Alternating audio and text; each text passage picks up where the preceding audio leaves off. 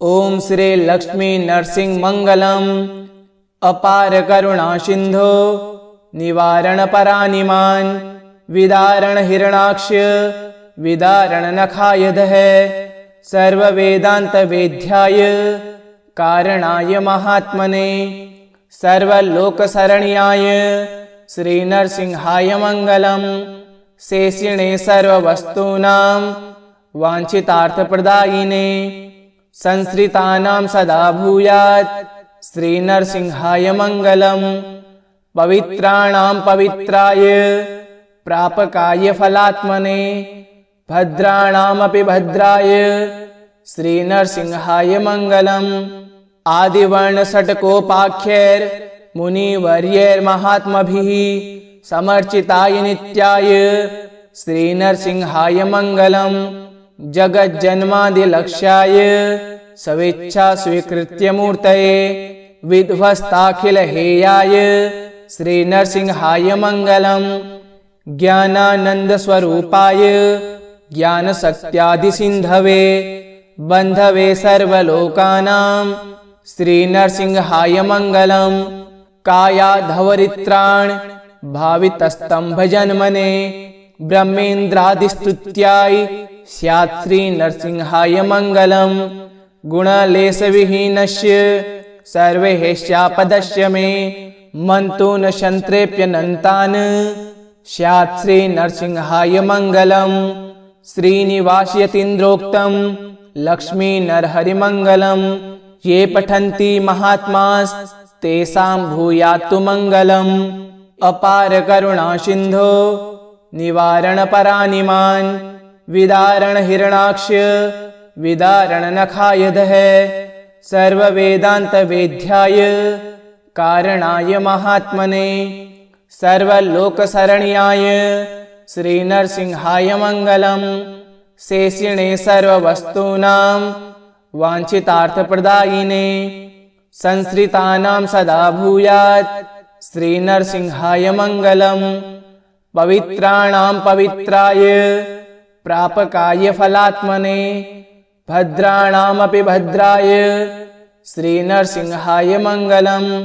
आदिवर्ण षट्कोपाख्यैर् मुनिवर्यैर्महात्मभिः समर्चिताय नित्याय श्री नरसिंहाय मंगलम। जगज्जन्मादिलक्ष्याय स्वेच्छा स्वीकृत्य मूर्तये विध्वस्ताखिल हेयाय श्री नरसिंहाय मंगलम। ज्ञानानंद स्वरूपाय ज्ञान शक्त्यादि सिंधवे बंधवे सर्वलोकानां श्री नरसिंहाय मंगलम। कायाधवरित्राण भावितस्तंभ जन्मने ब्रह्मेन्द्रादिस्तुत्याय स्यात् श्री नरसिंहाय मंगलम। गुणलेश विहीनस्य सर्वैश्चापदस्य मे मंतून शंत्रेप्यनन्तान् स्यात् श्री नरसिंहाय मंगलम। श्रीनिवासयतीन्द्रोक्तं लक्ष्मी नरहरि मंगलम। ये पठन्ति महात्मास् तेषां भूयात्तु मंगलम। अपार करुणा सिंधो निवारण परानिमान विदारण हिरणाक्ष विदारण नखायधः सर्व वेदांत वेद्याय कारणाय महात्मने सर्वलोक शरण्याय श्री नरसिंहाय मंगलम। शेषिणे सर्ववस्तूनां वांछितार्थ प्रदायिने संश्रितानां सदा भूयात् श्री नरसिंहाय मंगलम। पवित्राणां पवित्राय प्रापकाय फलात्मने भद्राणामपि भद्राय श्री नरसिंहाय मंगलम। आदिवर्ण षट्कोपाख्यैर् मुनिवर्यैर्महात्मभिः समर्चिताय नित्याय श्री नरसिंहाय मंगलम। जगज्जन्मादिलक्ष्याय स्वेच्छा स्वीकृत्य मूर्तये विध्वस्ताखिल हेयाय श्री नरसिंहाय मंगलम। ज्ञानानंद स्वरूपाय ज्ञान शक्त्यादि सिंधवे बंधवे सर्वलोकानां श्री नरसिंहाय मंगलम। कायाधवरित्राण भावितस्तंभ जन्मने ब्रह्मेन्द्रादिस्तुत्याय स्यात् श्रीनरसिंहाय मङ्गलम्। गुणलेशविहीनस्य सर्वैश्चापदस्य मे मन्तु न शन्त्रेऽप्यनन्तान् स्यात् श्रीनरसिंहाय मङ्गलम्। श्रीनिवासयतीन्द्रोक्तं लक्ष्मीनरहरिमङ्गलम्। ये पठन्ति महात्मास्तेषां भूयात्तु मङ्गलम्। अपार करुणासिन्धो निवारणपरानिमान् विदारण हिरणाक्ष विदारण नखायधः सर्ववेदान्तवेद्याय कारणाय महात्मने सर्वलोकशरण्याय श्रीनरसिंहाय मङ्गलम्। शेषिणे सर्ववस्तूनां वाञ्छितार्थप्रदायिने संश्रितानां सदा भूयात् श्रीनरसिंहाय मङ्गलम्।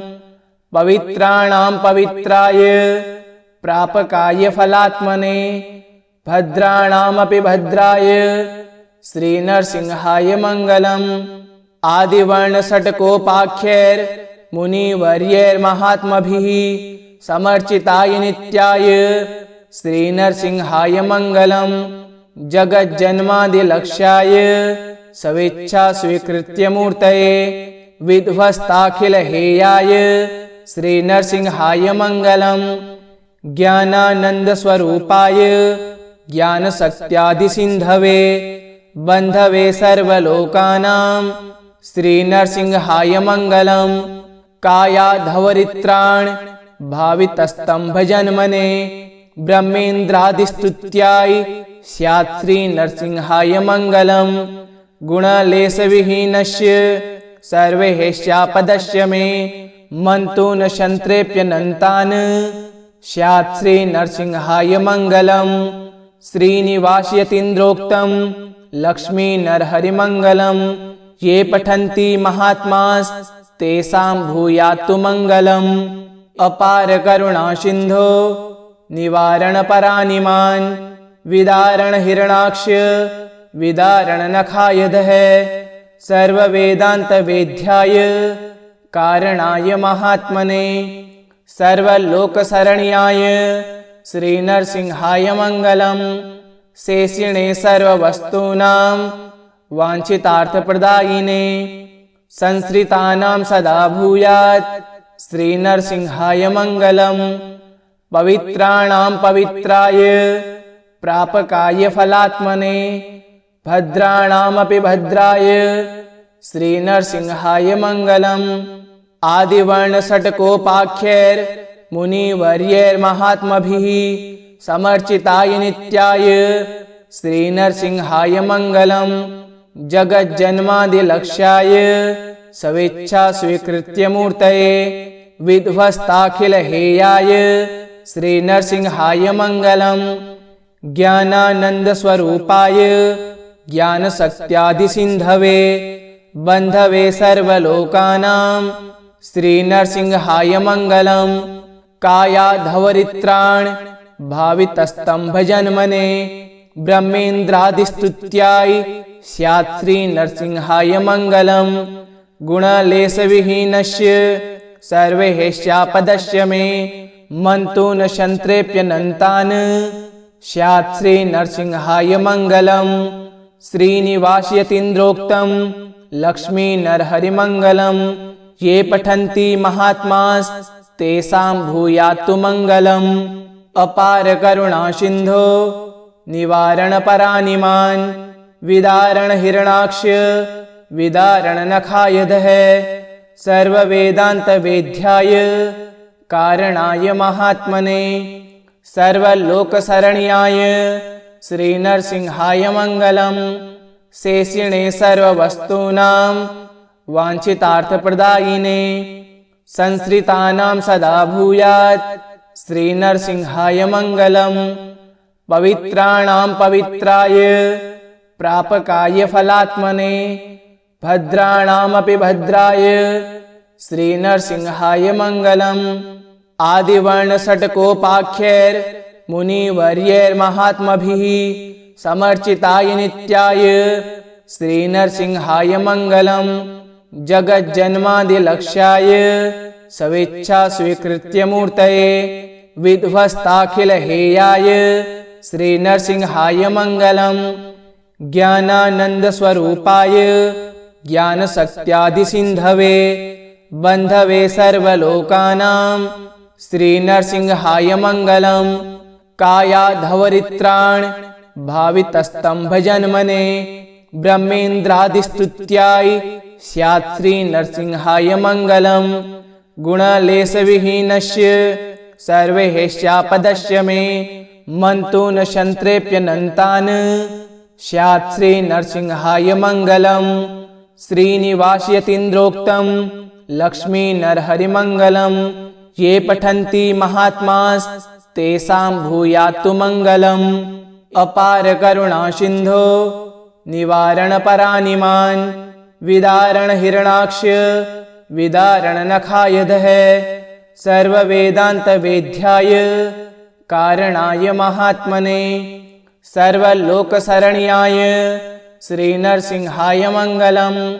शेषिणे सर्ववस्तूनां वाञ्छितार्थप्रदायिने संश्रितानां सदा भूयात् श्री नरसिंहाय मंगलम्। पवित्राणां पवित्राय प्रापकाय फलात्मने भद्राणामपि भद्राय श्री नरसिंहाय मंगलम्। आदिवर्ण षट्कोपाख्यैर् मुनिवर्यैर्महात्मभिः समर्चिताय नित्याय श्री नरसिंहाय मंगलम्। जगज्जन्मादिलक्ष्याय सवेच्छा स्वीकृत्य मूर्तये विध्वस्ताखिल हेयाय श्री नरसिंहाय मंगलम्। ज्ञानानंद स्वरूपाय ज्ञान शक्त्यादि सिंधवे बंधवे सर्वलोकानां श्री नरसिंहाय मंगलम्। कायाधवरित्राण भावितस्तंभ जन्मने ब्रह्मेन्द्रादिस्तुत्याय स्यात् श्री नरसिंहाय मंगलम्।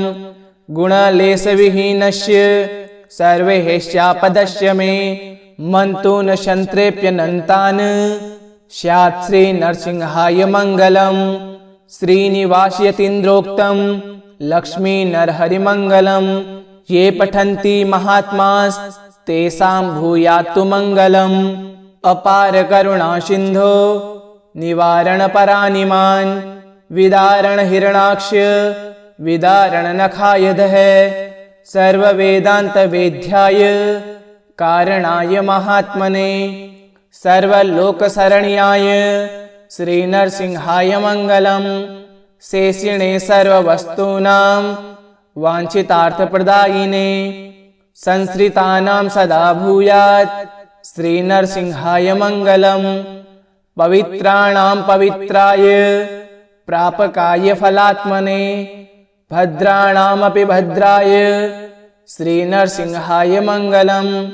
आदिवर्ण षट्कोपाख्यैर् मुनिवर्यैर्महात्मभिः समर्चिताय नित्याय श्री नरसिंहाय मंगलम्। जगज्जन्मादिलक्ष्याय सवेच्छा स्वीकृत्य मूर्तये विध्वस्ताखिल हेयाय श्री नरसिंहाय मंगलम्। ज्ञानानंद स्वरूपाय ज्ञान शक्त्यादि सिंधवे बंधवे सर्वलोकानां श्री नरसिंहाय मंगलम्। कायाधवरित्राण भावितस्तंभ जन्मने ब्रह्मेन्द्रादिस्तुत्याय स्यात् श्री नरसिंहाय मंगलम्। गुणलेश विहीनस्य सर्वैश्चापदस्य मे मन्तु न शन्त्रेऽप्यनन्तान् स्यात् श्री नरसिंहाय मंगलम्। श्रीनिवासयतीन्द्रोक्तं लक्ष्मी नरहरिमंगलम्। ये पठन्ति महात्मास् तेषां भूयात्तु मंगलम्। अपार करुणा सिन्धो निवारण परानिमान् विदारण हिरणाक्ष विदारण नखायधः सर्ववेदांत वेद्याय कारणाय महात्मने सर्वलोकशरण्याय श्री नरसिंहाय मंगलम्। शेषिणे सर्ववस्तूनां वाञ्छितार्थप्रदायिने संश्रितानां सदा भूयात् श्री नरसिंहाय मंगलम्। पवित्राणां पवित्राय प्रापकाय फलात्मने भद्राणामपि भद्राय श्रीनरसिंहाय मङ्गलम्। आदिवर्णषट्कोपाख्यैर् मुनिवर्यैर्महात्मभिः समर्चिताय नित्याय श्रीनरसिंहाय मङ्गलम्। जगज्जन्मादिलक्ष्याय स्वेच्छा स्वीकृत्य मूर्तये विध्वस्ताखिलहेयाय श्रीनरसिंहाय मङ्गलम्। ज्ञानानन्दस्वरूपाय ज्ञानशक्त्यादिसिन्धवे बन्धवे सर्वलोकानां श्रीनरसिंहाय मङ्गलम्। कायाधवरित्राण भावितस्तम्भजन्मने ब्रह्मेन्द्रादिस्तुत्याय स्यात् श्रीनरसिंहाय मङ्गलम्। गुणलेशविहीनस्य सर्वैश्चापदस्य मे मन्तु न शन्त्रेऽप्यनन्तान् स्यात् श्रीनरसिंहाय मङ्गलम्। श्रीनिवासयतीन्द्रोक्तं लक्ष्मीनरहरिमङ्गलम्। ये पठन्ति महात्मास्तेषां भूयात्तु मङ्गलम्। अपार करुणासिन्धो निवारणपरानिमान् विदारणहिरणाक्ष विदारणनखायधः सर्ववेदान्तवेद्याय कारणाय महात्मने सर्वलोकशरण्याय श्रीनरसिंहाय मङ्गलम्। शेषिणे सर्ववस्तूनां वाञ्छितार्थप्रदायिने संश्रितानां सदा भूयात् श्रीनरसिंहाय मङ्गलम्। पवित्राणां पवित्राय प्रापकाय फलात्मने भद्राणामपि भद्राय श्रीनरसिंहाय मङ्गलम्। आदिवर्णषट्कोपाख्यैर् मुनिवर्यैर्महात्मभिः समर्चिताय नित्याय श्रीनरसिंहाय मङ्गलम्। जगज्जन्मादिलक्ष्याय स्वेच्छा स्वीकृत्य मूर्तये विध्वस्ताखिलहेयाय श्रीनरसिंहाय मङ्गलम्। ज्ञानानन्दस्वरूपाय ज्ञानशक्त्यादिसिन्धवे बन्धवे सर्वलोकानां श्रीनरसिंहाय मङ्गलम्। कायाधवरित्राण भावितस्तम्भजन्मने ब्रह्मेन्द्रादिस्तुत्याय स्यात् श्रीनरसिंहाय मङ्गलम्। गुणलेशविहीनस्य सर्वैश्चापदस्य मे मन्तु न शन्त्रेऽप्यनन्तान् स्यात् श्रीनरसिंहाय मङ्गलम्। श्रीनिवासयतीन्द्रोक्तं लक्ष्मीनरहरिमङ्गलम्। ये पठन्ति महात्मास्तेषां भूयात्तु मङ्गलम्। अपार करुणासिन्धो निवारणपरानिमान् विदारणहिरणाक्ष विदारणनखायधः सर्ववेदान्तवेद्याय कारणाय महात्मने सर्वलोकशरण्याय श्रीनरसिंहाय मङ्गलम्। शेषिणे सर्ववस्तूनां वाञ्छितार्थप्रदायिने संश्रितानां सदा भूयात् श्रीनरसिंहाय मङ्गलम्। पवित्राणां पवित्राय प्रापकाय फलात्मने भद्राणामपि भद्राय श्रीनरसिंहाय मङ्गलम्। आदिवर्णषट्कोपाख्यैर् मुनिवर्यैर्महात्मभिः समर्चिताय नित्याय श्रीनरसिंहाय मङ्गलम्। जगज्जन्मादिलक्ष्याय स्वेच्छा स्वीकृत्य मूर्तये विध्वस्ताखिलहेयाय श्रीनरसिंहाय मङ्गलम्। ज्ञानानन्दस्वरूपाय ज्ञानशक्त्यादिसिन्धवे बन्धवे सर्वलोकानां श्रीनरसिंहाय मङ्गलम्। कायाधवरित्राण भावितस्तम्भजन्मने ब्रह्मेन्द्रादिस्तुत्याय स्यात् श्रीनरसिंहाय मङ्गलम्। गुणलेशविहीनस्य सर्वैश्चापदस्य मे मन्तु न शन्त्रेऽप्यनन्तान् स्यात् श्रीनरसिंहाय मङ्गलम्। श्रीनिवासयतीन्द्रोक्तं लक्ष्मीनरहरिमङ्गलम्। ये पठन्ति महात्मास्तेषां भूयात्तु मङ्गलम्। इति श्री लक्ष्मीनरसिंहमङ्गलं श्रीनारायणार्पणमस्तु। ॐ श्रीनारायणाय नमः।